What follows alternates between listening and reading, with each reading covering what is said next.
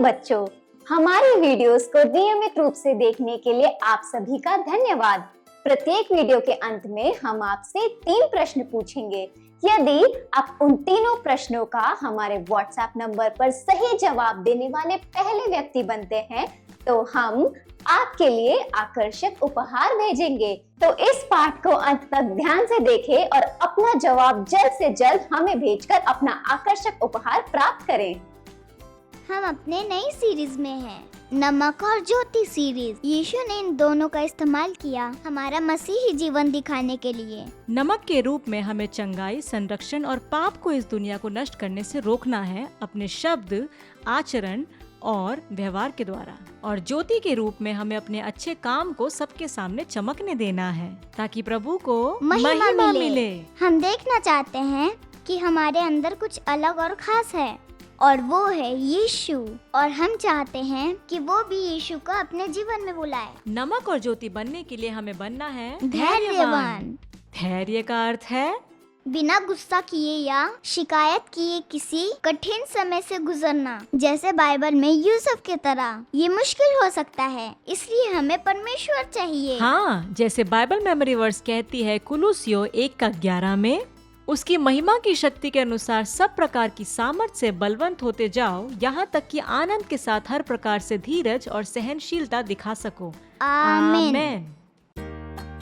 अगला जो हमें नमक और ज्योति बनने के लिए सीखना चाहिए वो है उत्साहित करना। एला, आओ एक साथ एक्शन करते हैं। उत्साहित।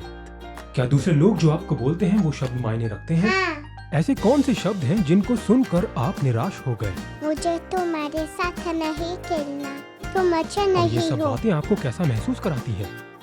बुरा, गुस्सा और उदास। क्या किसी ने आपको कुछ ऐसा बोला है जिसे सुनकर आपको अच्छा लगा हो? हाँ, उन्होंने आपको क्या कहा? तुम अच्छे हो, थैंक यू मदद करने के लिए। वाह, ये तो सुनने में काफी उत्साहित करने वाले शब्द हैं। विश्वासी होने के नाते हम बुलाए गए हैं कि हम एक दूसरे से प्रेम करें। एक दूसरे के प्रति हमारे प्रेम से ही सभी मनुष्य जानेंगे कि हम यीशु के हैं। इसलिए हमेशा प्रेम पूर्ण बने रहने के लिए हमें रुकना होगा और सोचना होगा बोलने से पहले, ताकि हम कुछ ऐसा ना कहें जिससे दूसरे निराश हों और हमें बाद में पछताना पड़े। हमें हर दिन सोचने और खुद से पूछने के लिए समय निकालना चाहिए, ऐसी कौन सी चीज है जो मैं आज किसी को उत्साहित करने के लिए कह सकता हूँ। यह एक प्रशंसा या बाइबल की एक पद भी हो सकती है। इसलिए हमारा बाइबल मेमोरी वर्स 1 थिस्सलुनीकियों अध्याय 5 का वचन 11 याद दिलाता है। इस कारण एक दूसरे को शांति दो और एक दूसरे की उन्नति का कारण बनो। हम जो शब्द कहते हैं उनमें साहस बढ़ाने और साहस घटाने की शक्ति होती है। तो आइए हम हमेशा अपने शब्दों का प्रयोग करें जो लोगों को उत्साहित करे और निर्माण करे। मेरे साथ कहें, मैं उत्साहित कर सकता हूँ। मैं उत्साहित कर सकती हूँ। एला, क्या आपके पास कुछ ऐसा है जो आप मुझे उत्साहित करने के लिए कहना चाहते हो? थैंक यू मेरा ध्यान रखने के लिए। वाह, यह बहुत उत्साहवर्धक है। मैं आपसे प्रेम करता हूँ। एल्विन, क्या आप आज की बाइबल की कहानी के लिए तैयार हैं? हाँ। एक लड़की थी जिसे सीरिया की सेना ने पकड़ लिया था। उसे उसके ही देश और परिवार से छीन लिया गया और एक परदेशी भूमि में एक दास बनने के लिए मजबूर किया गया। उसके स्वामी नामान सीरिया की सेना में एक महत्वपूर्ण अधिकारी थे, लेकिन उन्हें एक समस्या थी, एक घातक त्वचा रोग जिसे कुष्ठ रोग के नाम से जाना जाता है। तो वह दासी अपने मालिक से नाराज होने का विकल्प चुन सकती थी, क्योंकि उसने उसे अपने ही परिवार से छीन लिया और उसे एक दासी बना लिया। लेकिन उसने ऐसा नहीं किया। उसने अपने मालिक को उत्साहित करने का फैसला किया और उसने अपनी मालकिन को यह बताने में देरी नहीं की कि कोई है जो नामान के कुष्ठ रोग को ठीक कर सकता है। नामान की पत्नी बहुत उत्सुक थी। आखिरकार उसका पति ठीक हो सकता है, इसलिए उसने तुरंत नामान को इसके बारे में बताया।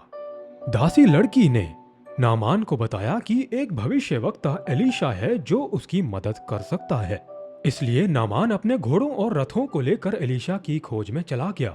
जब वह एलीशा के घर पहुंचा तो एलीशा ने उससे मुलाकात नहीं की, बल्कि अपने दास से कहा कि वह नामान से कहे कि वह यरदन नदी में डुबकी लगाए 7 बार और वह वहां पूरी तरह से ठीक हो जाएगा।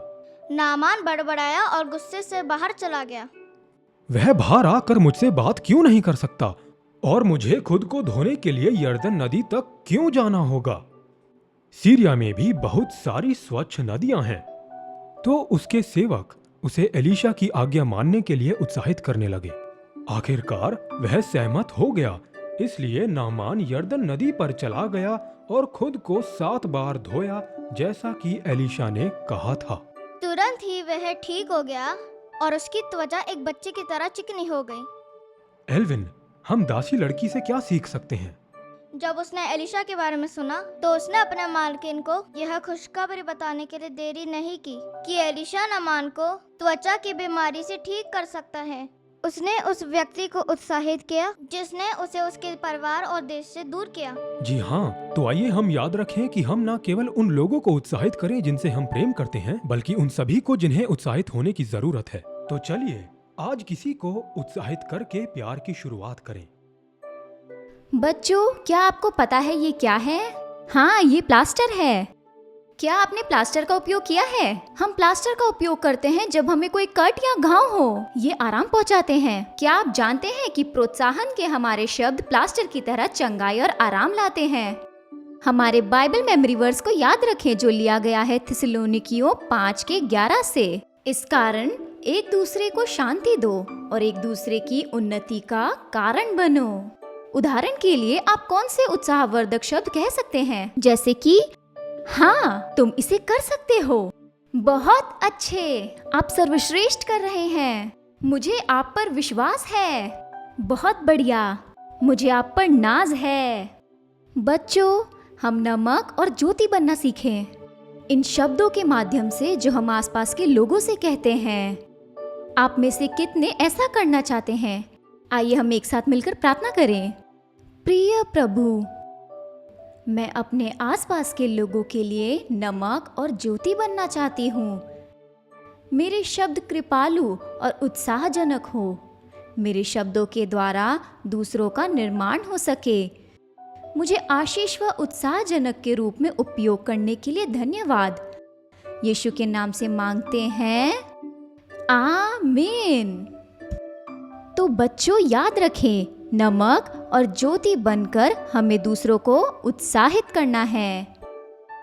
हार्वेस्ट किड्स ऑनलाइन देखने के लिए आपका धन्यवाद। हर दिन समय निकाले ये सोचने के लिए कि हम दूसरों को कैसे उत्साहित कर सकते हैं। हम आपसे फिर मिलेंगे इसी समय इसी चैनल पर अगले हफ्ते। बच्चों, मुझे आशा है कि आपने पाठ को ध्यान से देखा होगा। तो आज के तीनों प्रश्न स्क्रीन पर हैं।